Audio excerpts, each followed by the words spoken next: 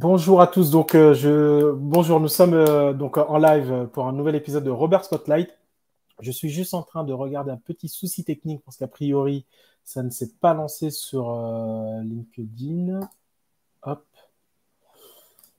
Alors.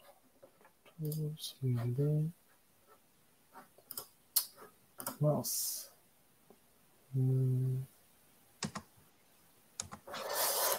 Ok, donc je suis désolé du contretemps. J'essaye de gérer ça en live. Pas de souci, t'inquiète pas. Hop. Supprimer. Et hop.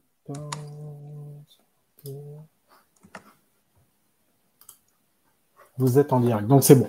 Donc maintenant, c'est bon, c'est également en live sur LinkedIn. Désolé du petit contretemps. Donc Robert Spotlight aujourd'hui, Mathieu Quignou. Mathieu, bienvenue dans le show.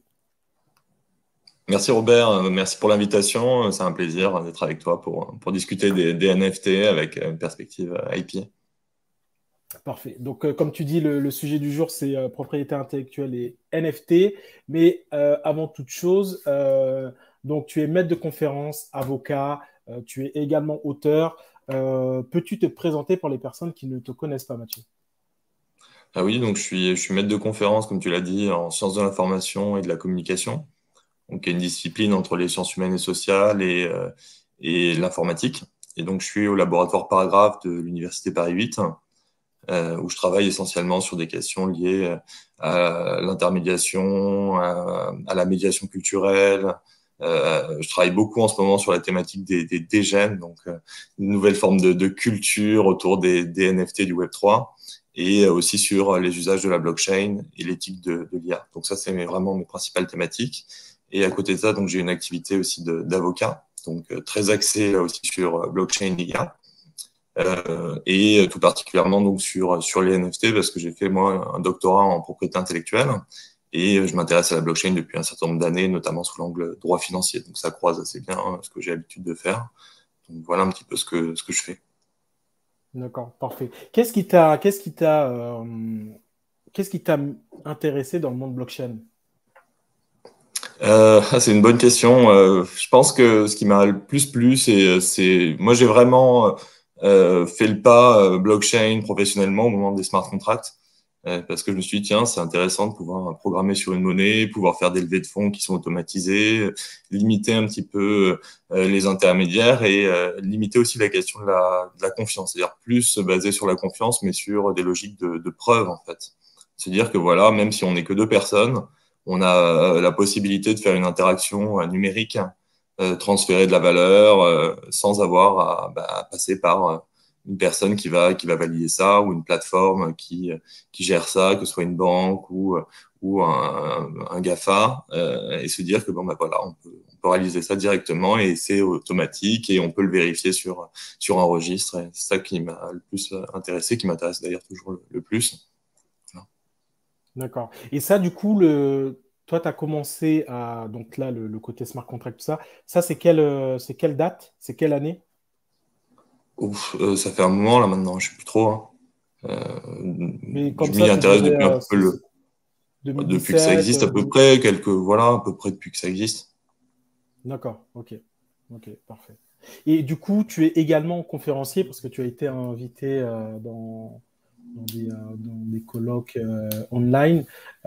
Et du coup, tu apportes également l'expertise que tu es en train d'apporter là sur Robert Spotlight sur l'IP et les NFT. Bah oui, j'essaie. Alors en fait, je travaille aussi avec différentes structures hein, dans ce domaine-là.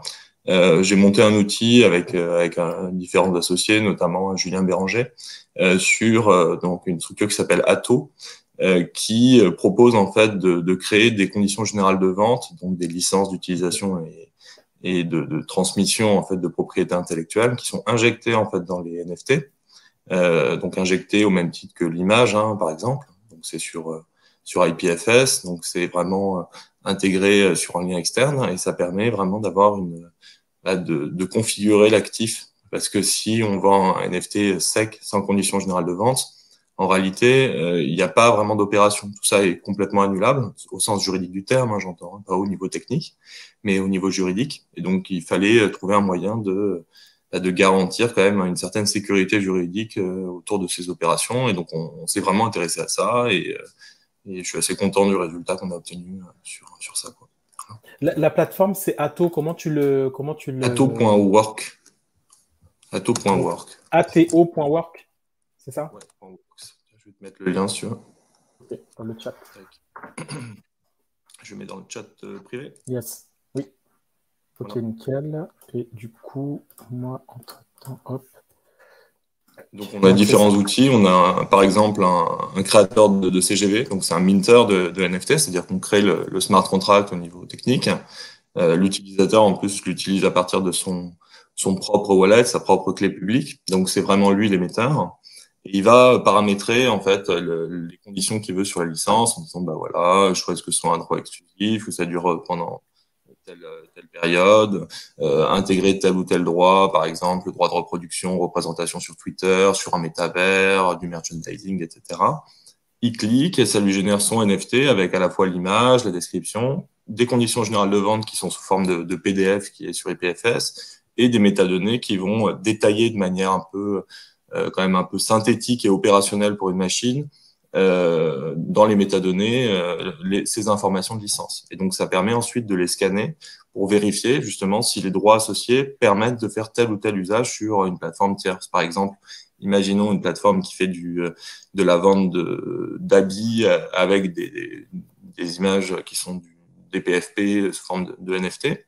On va vérifier si les droits associés à ces NFT-là permettent effectivement aux détenteurs de se faire imprimer un t-shirt ou d'en émettre 10 000 pour faire de la vente de t-shirts avec des NFT, enfin avec des images qui sont sur des NFT dessus. D'accord, parfait.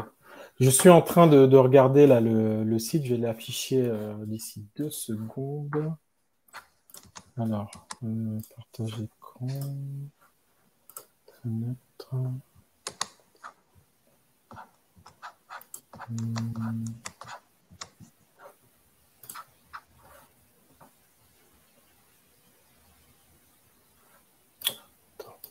Il s'affiche pas.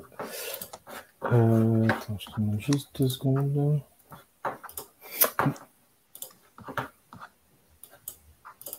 Si tu veux, je l'affiche, hein, si tu veux.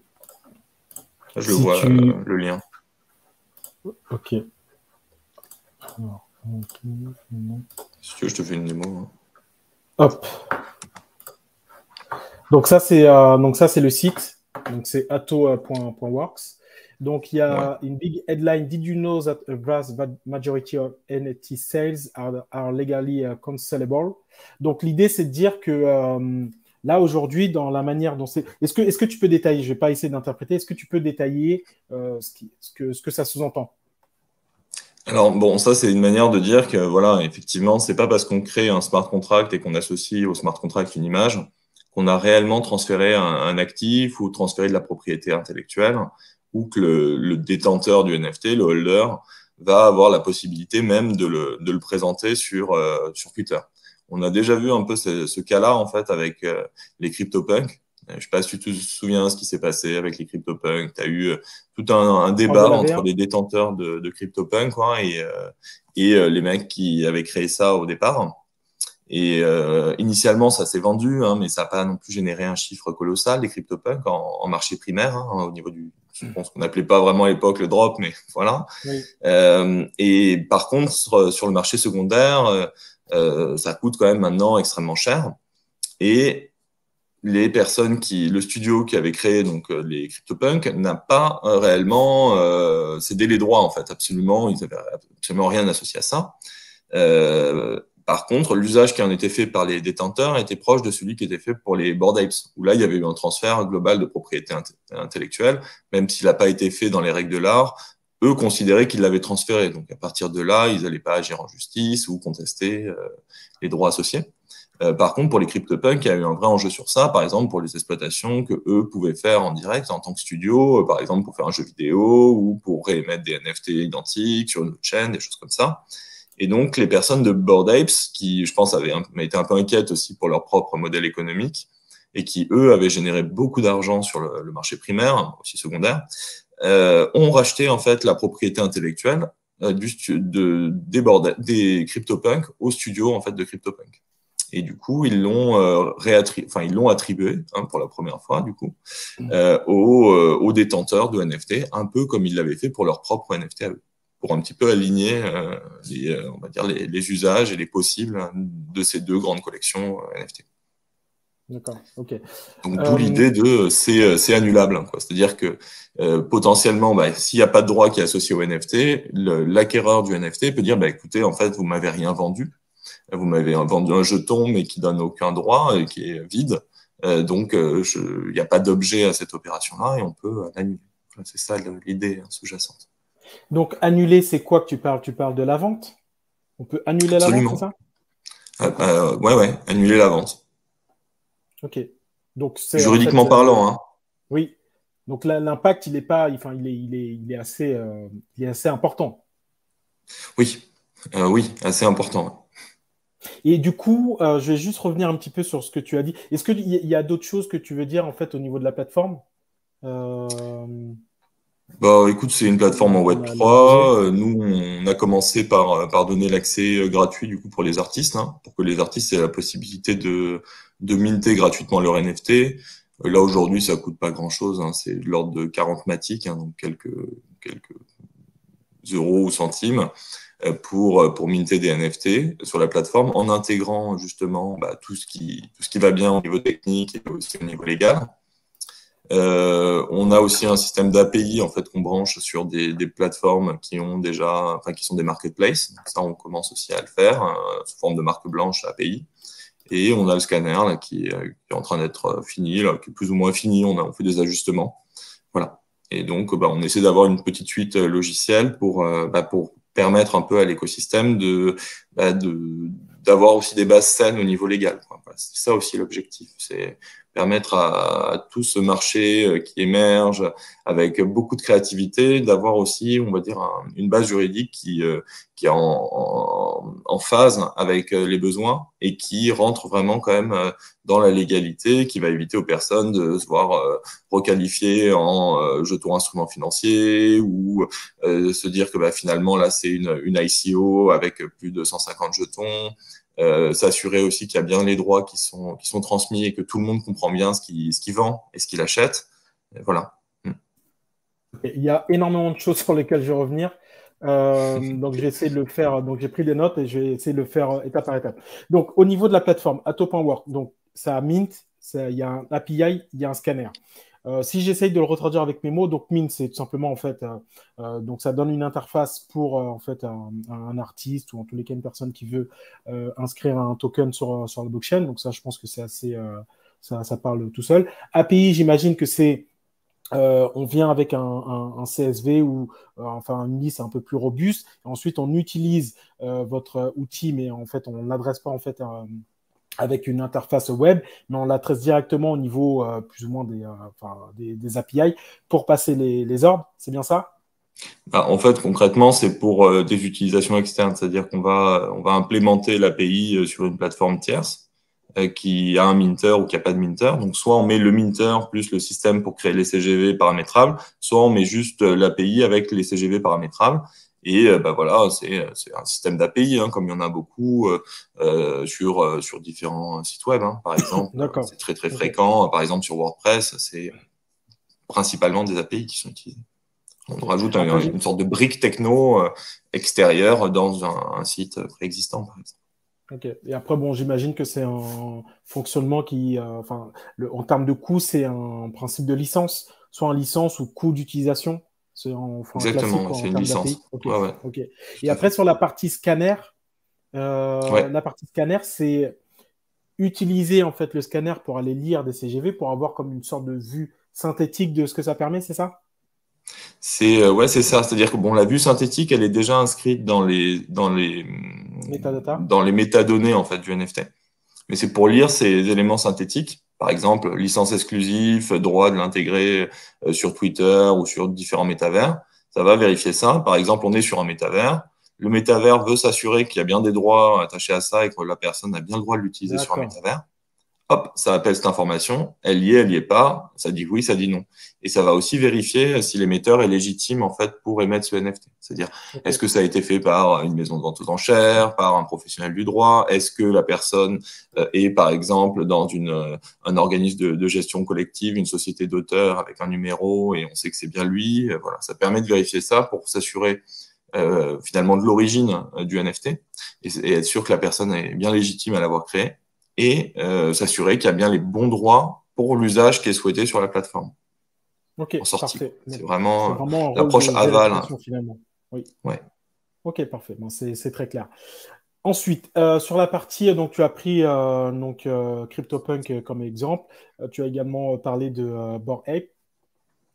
Lorsque tu as évoqué Bored Ape, tu disais que les fondateurs, donc Yuga Labs, ils ont pensé faire un transfert de droits complet, mais c'était pas fait dans les règles dans les règles de l'art. Est-ce que tu peux détailler en fait qu'est-ce qui a été, en gros, en quoi il y avait un delta entre eux, ce qu'ils pensaient avoir fait en bon droit, et ce qui n'était pas conforme?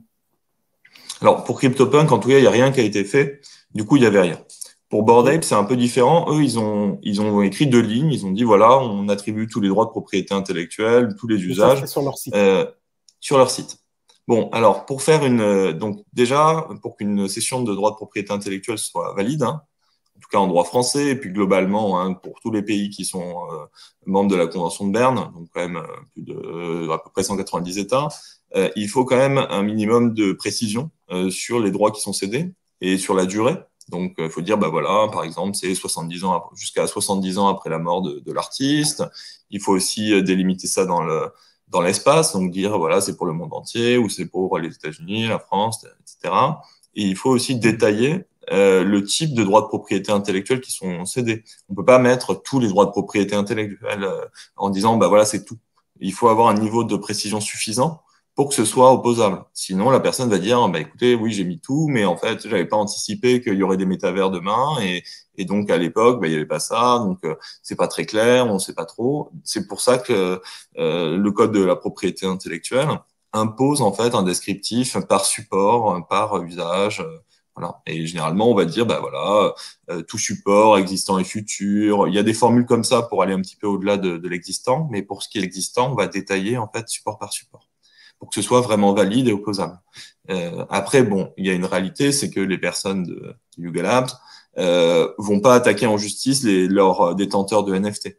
Hein, on le voit bien, hein, il y a même par exemple des clips qui ont été faits par exemple par Eminem à partir de leur Bored Apes et ils n'ont pas eu d'action en justice pour obtenir une fraction des sommes qui ont été récoltées dans ce cadre. Donc, vraisemblablement, il y a une confiance qui s'est établie. Pour autant, c'est sûr qu'il est préférable quand même de faire une session en bonne et due forme, ne serait-ce que pour garantir à l'acquéreur qu'il n'aura pas une mauvaise surprise si, par exemple, Yuga Labs est racheté par une société tierce qui veut spéculer sur ça et qui a identifié que là, il y avait quand même peut-être quelque chose à jouer.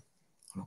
D'accord. Donc, si donc j'ai bien compris. Donc là, finalement, la partie qui manquait, c'est eux, ils l'ont mis sur leur site internet, mais finalement, le site internet, en fait, c'est pas au niveau de la Convention de Berne, en fait, c'est pas l'entité légale qui gère ça.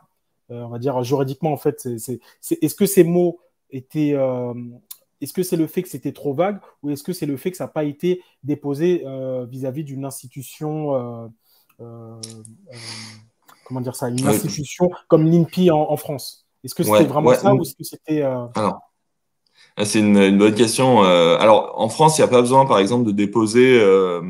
Il n'y a pas de dépôt de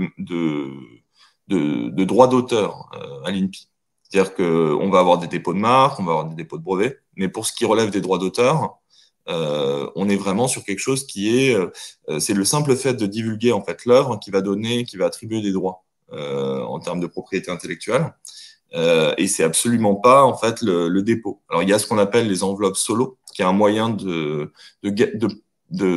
prouver en fait son antériorité, de dire voilà j'ai été le premier à créer cette œuvre, je l'ai pas divulguée au grand public, mais regardez je l'ai inscrite dans une enveloppe solo à telle date, ça fait date certaine, donc je suis bien l'artiste qui a fait ça, et celui qui l'a créé plus tard, mais avant ma divulgation publique, lui, c'est un contrefacteur. Donc ça, on peut faire ça. Mais là, dans le cas du Yuga Labs, c'est plutôt la formulation du transfert qui pose problème, en fait. C'est qu'elle n'est pas assez précise pour être vraiment effective. Bon, après, le fait qu'elle soit sur le site ou qu'elle soit sur un NFT, dans les deux cas, c'est valide. Ça, c'est pas un problème. Par contre, c'est vrai que dans une démarche de NFT qui doit être pérennisée, même en cas de shutdown du site, toutes choses comme ça, c'est dommage de ne pas l'intégrer sur des systèmes décentralisés avec une logique un petit peu de pérennisation dans le temps. D'où l'intérêt du NFT, c'est-à-dire que les CGV soient, on va dire, aussi longtemps présentes sur le NFT que l'image, par exemple. Donc, je pense que ça, c'est plus une question de bonne pratique que de légalité. Voilà. D'accord. Mais après, là, parce que là, il y a on va dire, vraiment le monde blockchain NFT. Mais après, d'un point de vue légal, le fait que ce soit inscrit en fait sur un site web, c'est suffisant ou est-ce qu'il faut que cette chose soit également déposée en fait vis-à-vis d'une institution? Donc là, j'ai pris l'INPI en France, je ne sais pas c'est quoi l'équivalent aux États-Unis, mais ça, c'est pas une action nécessaire? Non, il n'y a pas d'action nécessaire de ce type. D'accord, ok, parfait. C'est clair. Donc, CryptoPunk, à la base, eux, ils n'ont fait aucun dépôt. Donc maintenant, c'est résolu avec le rachat là, de Bored Ape, ou plus ou moins c'est Bored Ape maintenant qui est responsable en fait de cette non-dépôt de marque. Donc historiquement, imaginons que Yuga Lab ne rachète pas les droits enfin en tous les cas, il n'y a pas le rachat de l'IP de CryptoPunk. Donc, une personne qui a le token, globalement, avec la headline, c'est en fait la vente peut être annulée. Je pense moins maintenant, dans la mesure où il y a eu des droits qui ont été accordés. Mais je pense que s'il y avait eu effectivement un contentieux entre les personnes de CryptoPunk et les détenteurs de CryptoPunk, on aurait eu d'une part une demande pour vraiment limiter au maximum en fait les droits transmis, puisqu'il n'y en avait pas qui étaient transmis. Et de l'autre, si ça avait été accepté, j'imagine que les détenteurs de CryptoPunk auraient dit, écoutez, dans ce cas-là, il n'y a pas de droit associé, donc il n'y a pas d'objet au contrat, donc on demande de l'annulation. Voilà.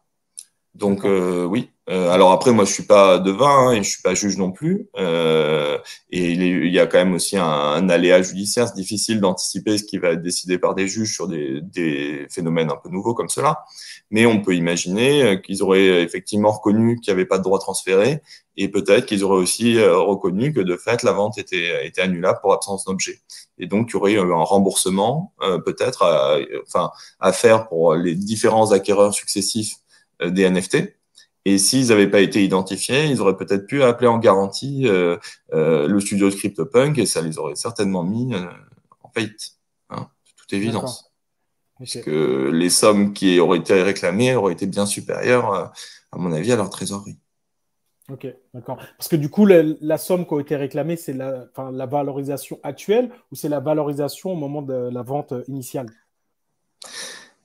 En soi, le préjudice qui est celui du dernier acquéreur, c'est celui de l'acquisition. Donc, si l'acquéreur l'a acheté à 300 000 euros, il peut réclamer 300 000 euros au dernier à son vendeur. Si son vendeur n'est pas identifiable, éventuellement, il peut appeler en garantie les vendeurs successifs. Et là, il y a un risque quand même assez important. Oui, j'entends. C'est parfait. J'ai également la question donc là, c'est plus ou moins vis-à-vis d'un détenteur qui veut faire annuler la vente pour se protéger. Mais imaginons que donc il y a le détenteur qui a le NFT, il n'y a pas de transfert de droit. Donc la transaction est annulable entre lui et donc celui qui lui a vendu, en tous les cas, ce que tu disais pour monter à l'origine, avec donc en l'occurrence Larvalab. Est-ce qu'une personne tierce qui sait qu'il n'y a aucun dépôt de droit, est-ce qu'elle peut faire un dépôt a posteriori et ensuite réclamer en fait les droits de l'actif?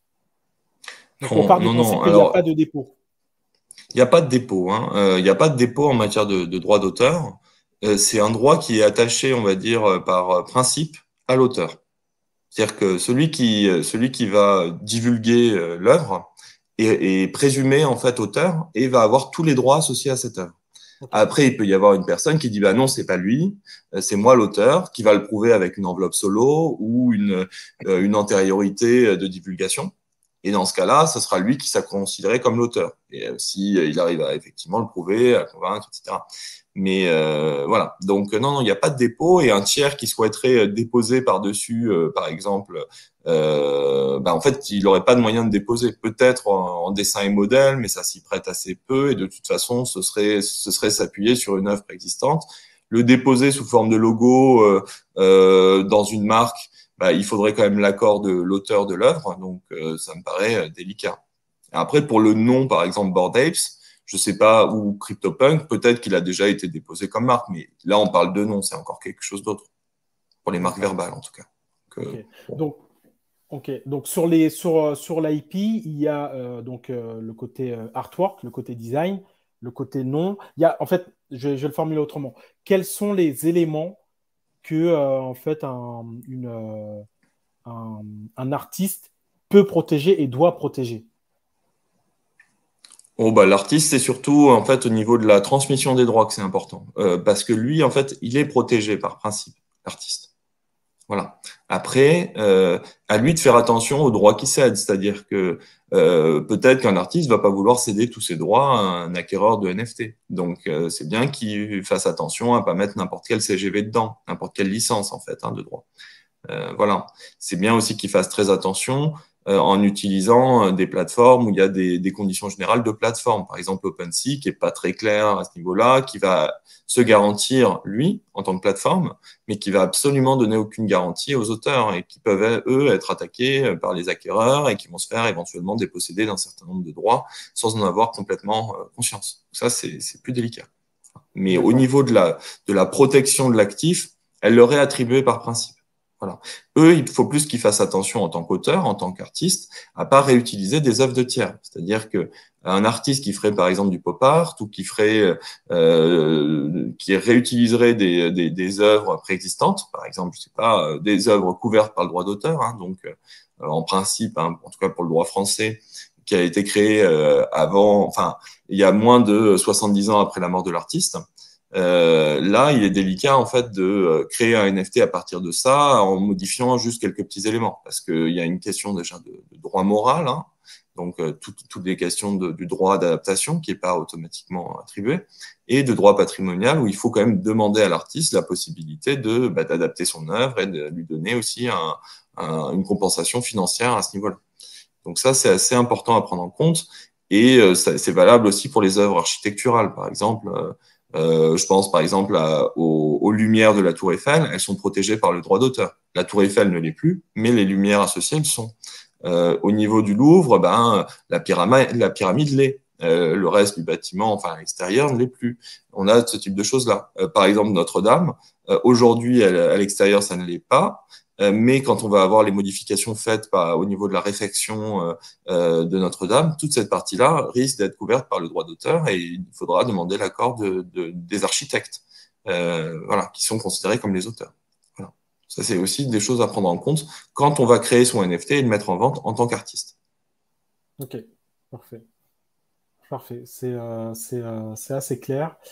Donc ça, c'est la vue côté artiste. Donc, vue collectionneur. Quel conseil tu peux donner en fait à un collectionneur avant d'acquérir un NFT ou même par rapport au portfolio qu'il peut déjà avoir? Quels sont les conseils que tu peux donner?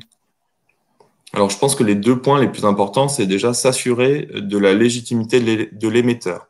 Donc, vraiment vérifier qu'on a bien en face de nous tel artiste dont on veut acheter l'œuvre et pas quelqu'un qui a juste créé un NFT en mettant une image associée qui correspond à l'œuvre de cet artiste-là. Ça, c'est le point, je dirais, le plus important. Après, le deuxième point le plus important, c'est vérifier donc les conditions générales de vente associées. Donc, vérifier déjà qu'il y en a, ce qui n'est pas toujours le cas. Vérifier que c'est pas des licences par exemple, quelque chose qui est très très délicat et qui est quand même beaucoup utilisé aujourd'hui, c'est les licences, par exemple, Creative Commons, les CC0. Si on met une CC0, une licence CC0 associée à un NFT, en réalité, l'acquéreur du NFT n'acquiert rien du tout.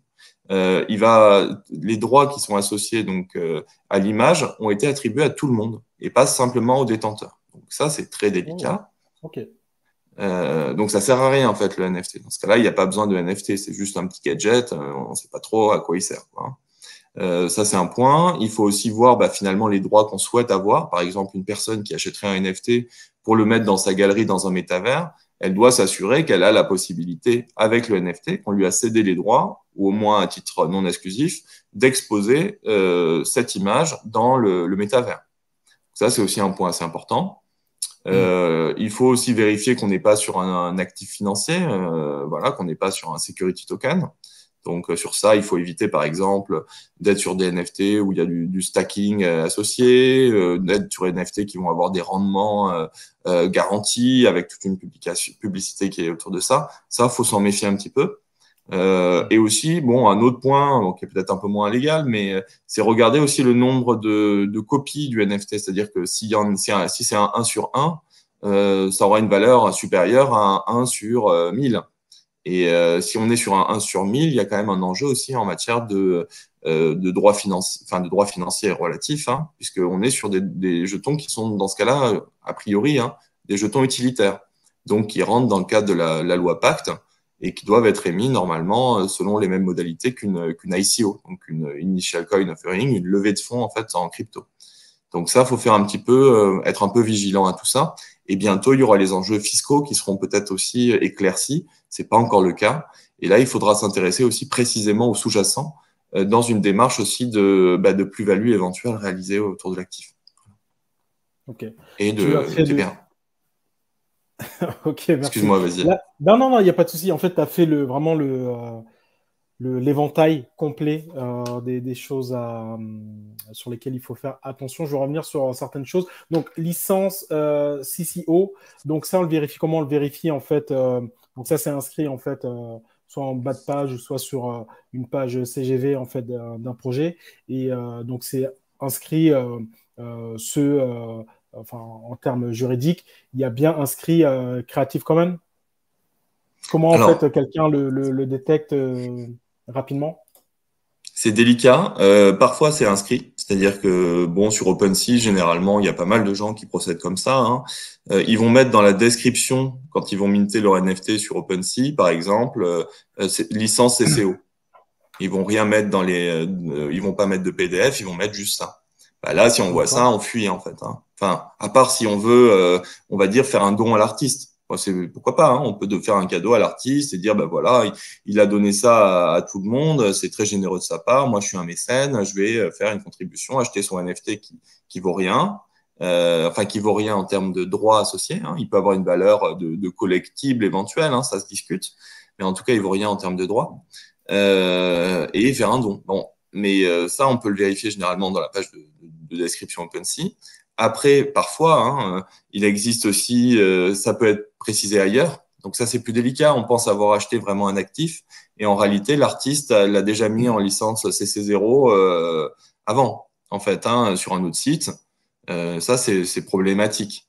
Il peut l'avoir mis soit sur son site perso d'artiste, soit il peut l'avoir déjà mis sur une sorte de base de données d'images en CC0. Et ça, c'est bon, je pense que là, c'est s'il ne le présente pas sur le NFT qui ne met pas de conditions générales, on est presque sur ce qu'on peut appeler de la réticence dolosive en droit. C'est-à-dire que c'est un mensonge qui peut donner lieu à une indemnisation aussi, une annulation, comme je parlais tout à l'heure. Ça, à D'accord. mon avis, c'est un point délicat, ça. Après, quand il n'y a pas de CGV, c'est aussi problématique, mais à la rigueur, il y a peut-être quelque chose à faire pour un peu rétablir la situation. Si ça a été mis en CC0, il n'y a plus rien à faire. Enfin, Ok. normalement. Parfait. Parfait. Parfait. Tu parlais de tokens de type sécurité. Donc, imaginons qu'il y a un token. Donc, tous les tokens qui, en gros, peuvent fournir des royalties tombent dans cette catégorie. Alors, c'est un peu délicat. Disons que c'est pas complètement tranché la question des royalties. Ça dépend ce qu'on appelle royalties aussi. Est-ce que c'est ce que tu appelles, enfin, est-ce que c'est les droits de fuite sur le marché secondaire ou pas ça?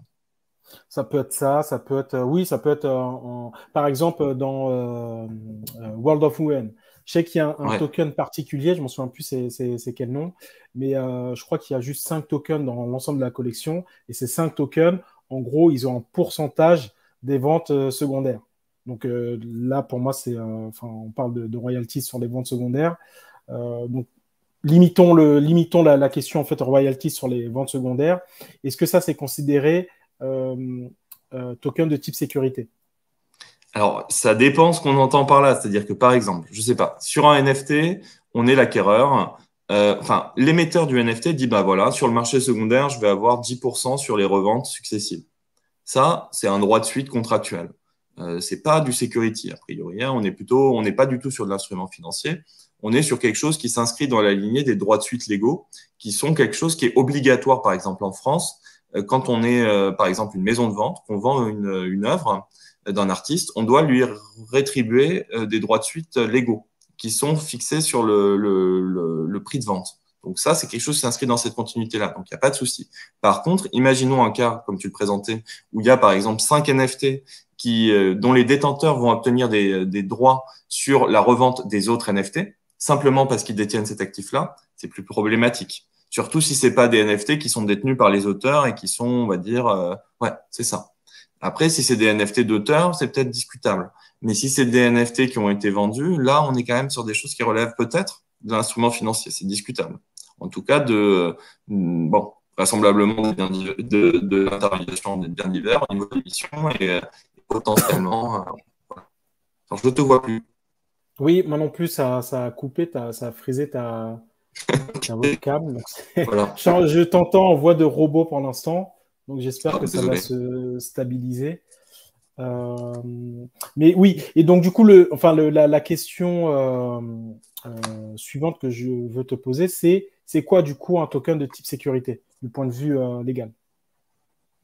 Alors, du point de vue légal, alors c'est ce qu'on appelle un instrument financier, hein, donc un security token. Est-ce que tu m'entends, tu me vois là? C'est bon?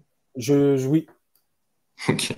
Bon, alors c'est un instrument financier, ça peut être par exemple typique l'instrument financier, jeton instrument financier typique, c'est une action d'entreprise, de société, qui est inscrite sur une blockchain. On dit bah voilà, vous allez avoir des dividendes, donc vous allez avoir un pourcentage de ce qui va être attribué par l'entreprise à partir de ses bénéfices, et en plus vous allez avoir des droits de vote pour décider telle ou telle chose liée à la vie de l'entreprise.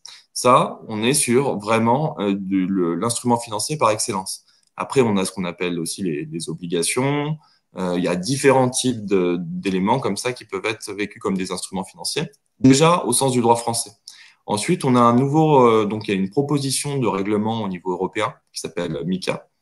Peut-être en as entendu parler, c'est un texte qui a fait couler beaucoup d'encre, notamment sur, à un moment, il était question d'interdire la preuve de travail, donc de poser vraiment de rendre un peu Bitcoin illégal. Bon, ça, ils en sont revenus. Par contre, les NFT ont été intégrés un petit peu dans ces discussions-là pour savoir si on était sur un NFT, si on était sur une autre catégorie d'actifs. Donc, ce qui a été dit, c'est que potentiellement, en fait, dès lors qu'il y avait plus d'un certain nombre de multiples, on pouvait ne plus être sur un NFT.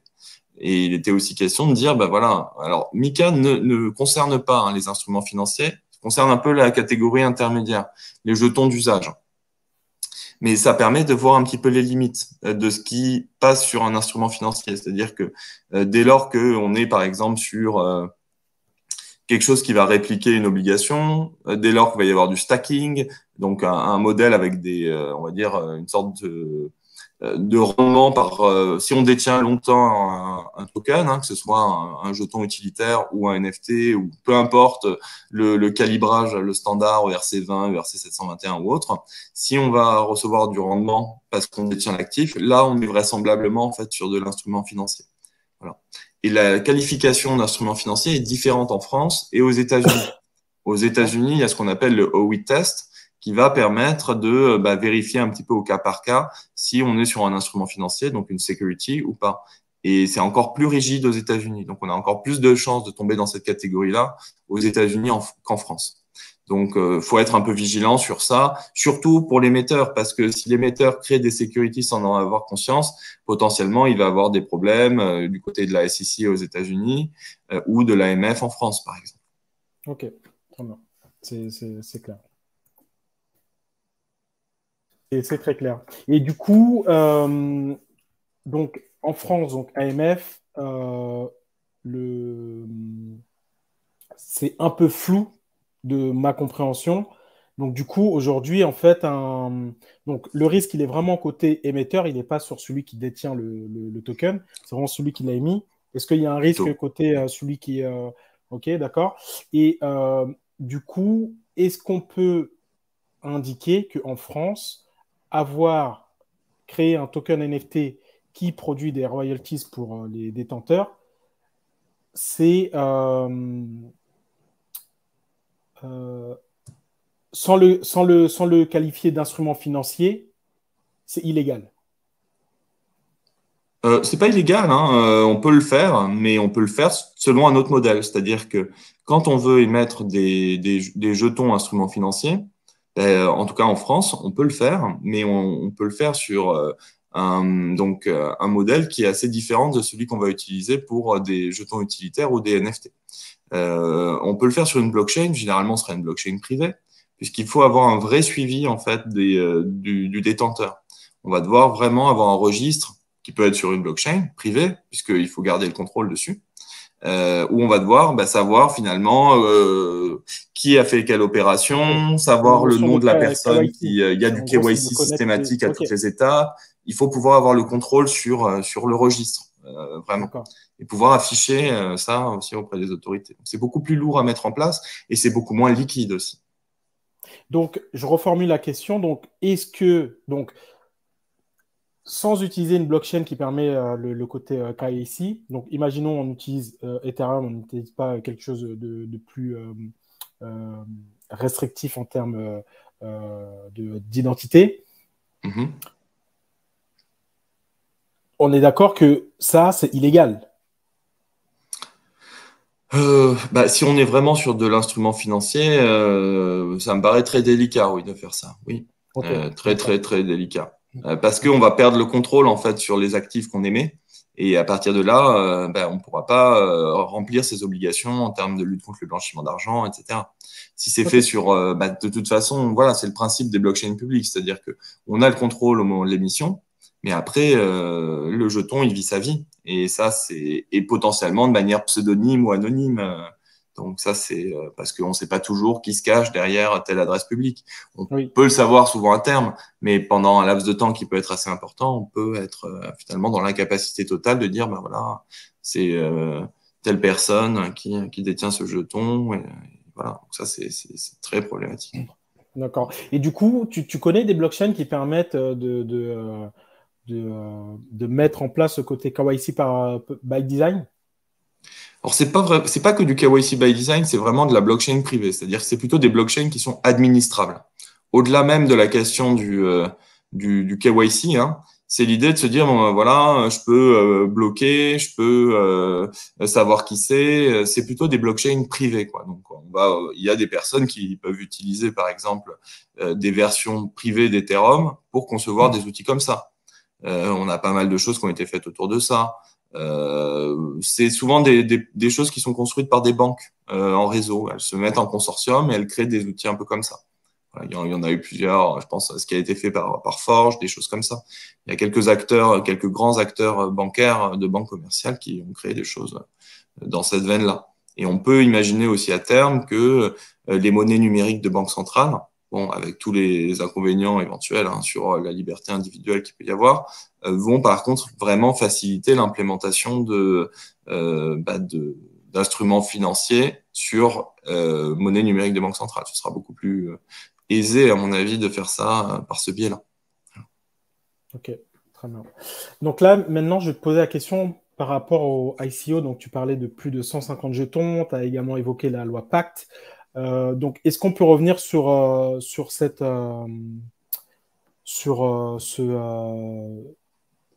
ces paramètres? Donc, imaginons qu'une personne, en fait, achète un NFT. Donc, c'est un 1 sur 151. Donc, de mon interprétation, ça, c'est considéré ICO. A priori, c'est D'accord? possible, oui. Mm. Ok. Et du coup, quelle est la conséquence légale? Donc, qu'est-ce que la loi Impact impose et qu'est-ce que éventuellement certaines collections ne font pas? Alors, quand on est à moins de 150 exemplaires d'un même jeton, on est en fait sur une vente privée. En l'état actuel du droit, hein. À plus, on n'est plus sur une vente privée, on est vraiment sur une offre au public de jetons. Donc, c'est le terme en droit français, hein, pour une ICO. Les seuils sont différents selon les pays. C'est quelque chose encore de très français. Ça va s'étendre avec le règlement MiCA que j'évoquais. Quelles conséquences ça a? La principale, c'est au niveau de la communication. Bon, par principe, quand on est à moins de 150 personnes, on n'a pas vraiment besoin de faire une grosse communication. Voilà, on peut s'adresser aux gens, on les connaît, c'est un premier réseau de professionnels, etc. Quand on est au-delà de 150, par principe, l'idée, hein, qui est aussi celle-là, c'est un seuil un peu arbitraire, c'est parce qu'on va devoir communiquer au public. Donc, on ne va pas pouvoir, par exemple, faire de démarchage. On ne va pas pouvoir promouvoir de manière trop précise le jeton utilitaire qu'on va émettre, le NFT ou jeton utilitaire qu'on va émettre. Donc, c'est plutôt au niveau de la com que c'est restrictif. Et pour éviter, justement, pour pouvoir aller un peu au-delà au niveau du démarchage, le Code monétaire et financier, donc la loi Pacte, prévoit en fait un visa de l'AMF qui est attribué donc par l'AMF quand on suit une procédure qui est un peu lourde avec un white paper très très balisé, des systèmes de lutte contre le blanchiment d'argent un peu très structurés, une validation aussi de la qualification précise du jeton et toute une procédure d'instruction qui va être réalisée dans laquelle on va aussi fournir en fait le matériel de communication qu'on veut utiliser pour qu'il soit validé. Et donc là, on va avoir à nouveau la possibilité de démarcher si on a ce visa, mais pendant une durée de 6 mois. Voilà. Donc c'est plutôt au niveau de la com que c'est très délicat hein, quand on est au-delà de 150. Voilà. Principalement. Hein. Après, en fait, c'est aussi des outils qui ont été construits pour donner une grille aux personnes qui font de l'émission jetons. C'est pour informer le consommateur. Donc, on peut être en dessous de 150 ou au-dessus de 150 et faire une émission. Si on ne prévoit pas un white paper où on n'informe pas suffisamment bien le consommateur, au-delà de la question de la communication qui est restreinte, au-delà de 150, si on n'informe pas bien le consommateur, on peut avoir, par exemple, la DGCCRF qui dit, ben voilà, vous n'avez pas informé le consommateur, c'est très grave, vous allez avoir une sanction. On peut avoir aussi le consommateur qui va aussi demander à annuler l'opération si il y a des, comme je le disais tout à l'heure, hein, c'est du droit des contrats aussi. Hein, donc, il va dire, ben voilà, j'ai pas été informé. C'est une obligation dans le Code civil d'informer l'acheteur, tout particulièrement le consommateur. J'ai pas été suffisamment bien informé, je demande un remboursement ou je demande une indemnisation. Voilà. Donc, c'est aussi à ce niveau-là que c'est important. Et pour la partie lutte contre le blanchiment d'argent, là, on est sur du droit financier et ça, c'est quelque chose qu'il faut quand même faire, enfin, qu'il faudra faire de plus en plus et vraiment au premier euro. Les seuils qui étaient, on va dire, ceux qui étaient globalement acceptables de 1 000 euros jusqu'à présent, jusqu'à récemment, commence à être vraiment vécu maintenant au premier euro. Du coup, la question du KYC, elle s'impose maintenant pour les plateformes au stade de l'émission à minima. Voilà. D'accord. Donc là, on est d'accord que tout ça, ça s'applique à, imaginons en fait, à un émetteur français qui fait ses ventes en euros. Est-ce que, en gros, je vais formuler autrement, est-ce que ça s'applique également à un Français qui ne vit plus en France et Oui, qui fait des ventes j'ai compris. uniquement en crypto? Ouais, alors ça s'applique en fait. Le critère d'application de ça, c'est le fait de viser le marché français. Dès Ok, lors que tu as des consommateurs français, que tu vises le marché français, ça s'applique à toi. Parce que c'est une loi qui est protectrice en fait du consommateur et du souscripteur. C'est pas une loi qui est là pour s'appliquer par rapport à l'entreprise. Voilà. Donc c'est surtout ça en fait le critère. De même que, en fait, c'est pour ça hein, que, enfin, moi, j'aurais fait pas mal aussi des ICO. Donc, c'est pour ça que quand les NFT sont apparus et qu'il y a eu un vrai business autour de ça, bah, j'ai aussi regardé ça avec ce spectre. Quand on faisait des ICO, alors il y en a encore qui se font, mais c'est plus rare, on va dire, hein, un peu plus rare. C'est pas 2017, quoi. Et en fait, un point qui était souvent regardé, c'était la nationalité des souscripteurs. Et ce qu'on fait toujours, c'est qu'on va, par exemple, exclure les résidents chinois. Parce qu'en Chine, les ICO, c'est interdit. On va exclure aussi souvent les Américains, en tout cas les New-Yorkais, parce que au test et parce que il y avait une réglementation qui était un petit peu aussi complexe à New York. autour de ça. On va exclure un certain nombre de pays où la réglementation est les souscripteurs de certains pays. Donc, par principe, on va mettre soit du géoblocage, soit faire une vérification par KYC en disant, bah voilà, on a bien votre carte d'identité. Ah, vous êtes chinois, bah écoutez, désolé, on ne peut pas vous le vendre. Voilà. Ok. Et Voilà. du coup, Après, le c'est pas fait pour autant que c'est pas fait, hein, mais voilà. la question cibler le marché français, c'est il suffit qu'il y ait une seule personne qui achète et c'est considéré comme cibler le marché français. Est-ce qu'il y a une notion de proportion? C'est par exemple, il y a, imaginons, une collection de 10 000 tokens et que sur les 10 000 tokens, il y a juste 100 plus ou moins français qu'on peut 100 français, le reste c'est des étrangers. En gros, comment ça marche la notion de cibler le marché français? Alors, bah déjà au niveau de la communication, si on n'a pas le visa AMF et qu'on est à plus de 150 jetons, euh, on peut pas le cibler au niveau de la communication. Voilà. Donc, on peut pas envoyer, démarcher une personne résidente française sur LinkedIn, par exemple, en disant Salut, regarde ma super collection et ce document de promotion. Voilà. Ça, déjà, on peut pas le faire. Et après, normalement, au moment de la vente, alors ça, c'est un peu plus rare, mais c'est plus pour des questions liées aux instruments financiers ou à la possibilité de faire ou non des ICO. C'est au moment de la vente, on va regarder en fait la nationalité de la personne pour voir si finalement c'est OK dans son pays ou pas. Voilà. Et même pour les NFT, hein, même pour des NFT uniques, et déconseillé d'en vendre aussi à des Chinois, hein, là aussi. Hein, parce que bah, la Chine, elle avait interdit les ICO, c'est toujours interdit, mais les NFT sont aussi, on va dire, en partie interdits.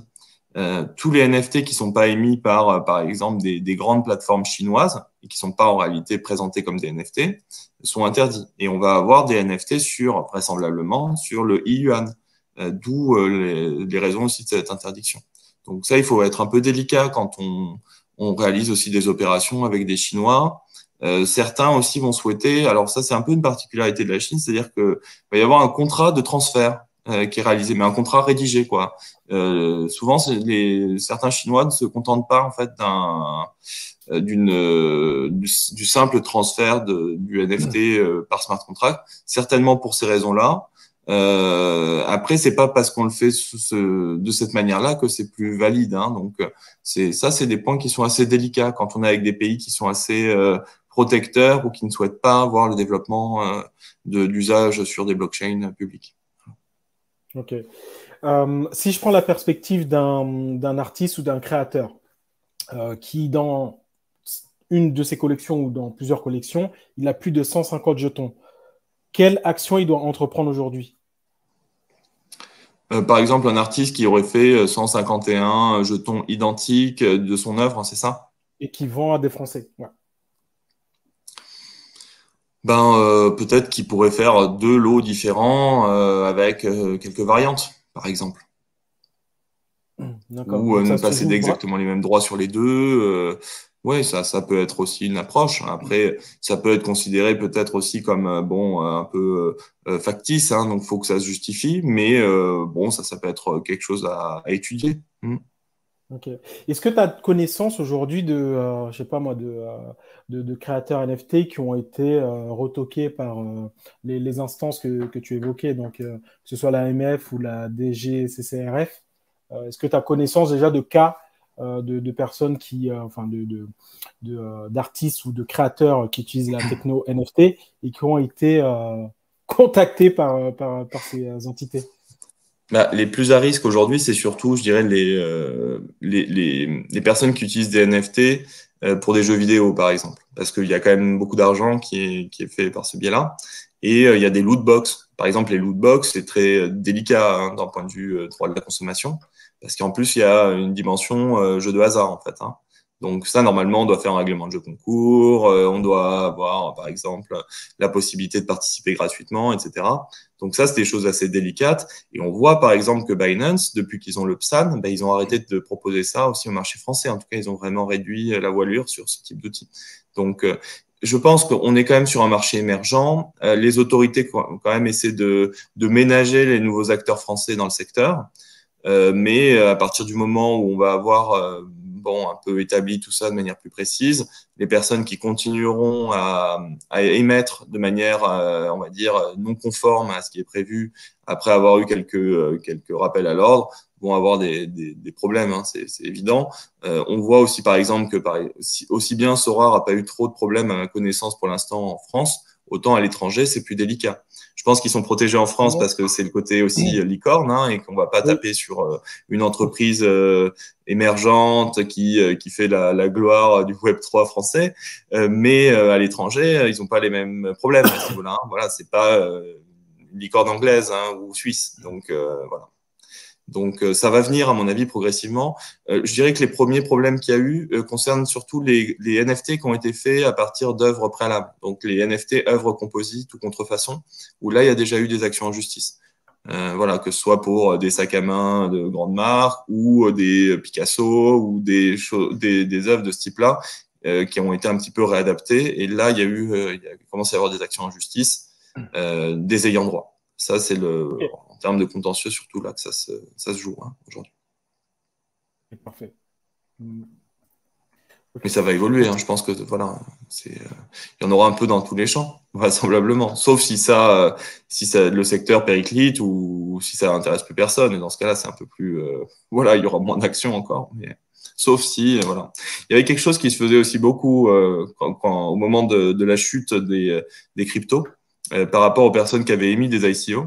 C'était les annulations se sont faites à ce moment-là. C'est-à-dire que les actions se sont faites contre les émetteurs d'ICO au moment où l'Ether a baissé pour obtenir en fait une parité avec l'euro ou le dollar. C'est-à-dire que les personnes ne demandaient pas à ce qu'on prenne en compte la valeur de dire voilà, j'ai acheté ça à 10 Ethers. Ils disaient 10 Ethers à la valeur du moment où j'ai fait mon acquisition.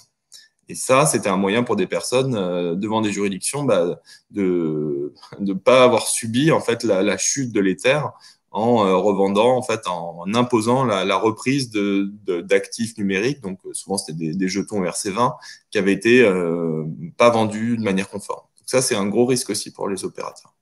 Prendre ça en compte aussi.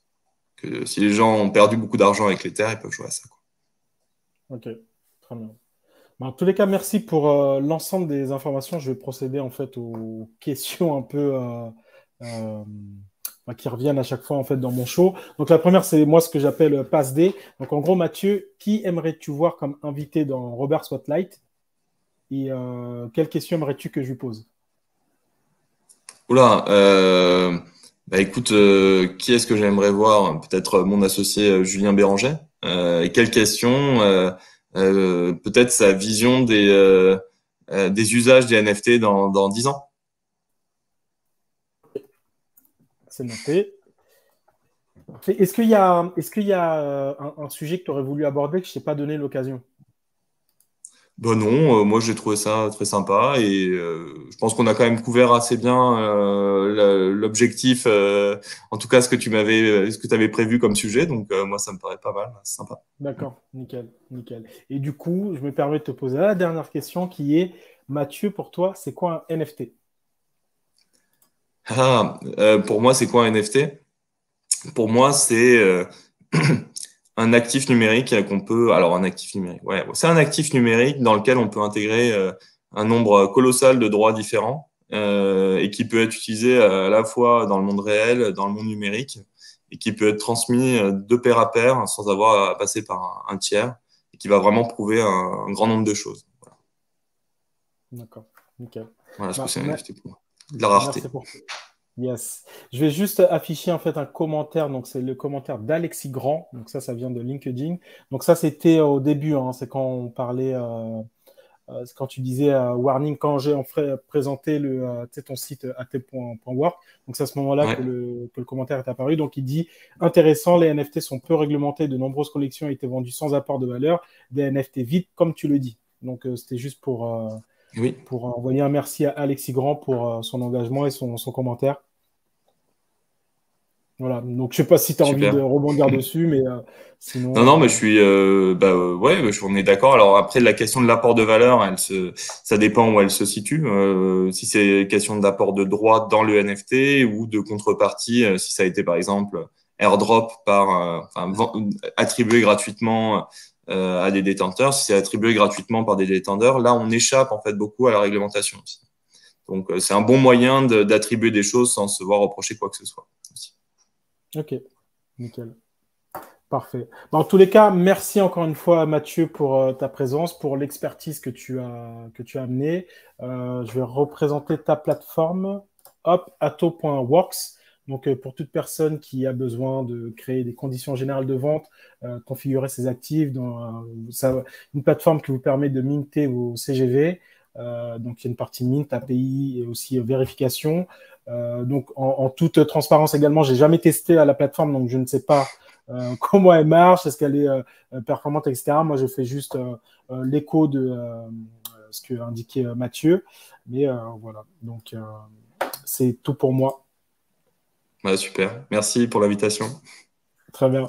Merci beaucoup. Et puis pour les personnes qui regardent ça en direct ou pour les personnes qui vont voir l'enregistrement, je vous dis à bientôt dans un prochain live. Et n'hésitez pas à contacter Mathieu Quignou sur LinkedIn.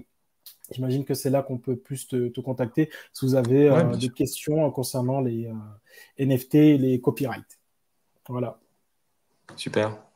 Merci. Merci beaucoup. Allez, je termine le live. Ciao.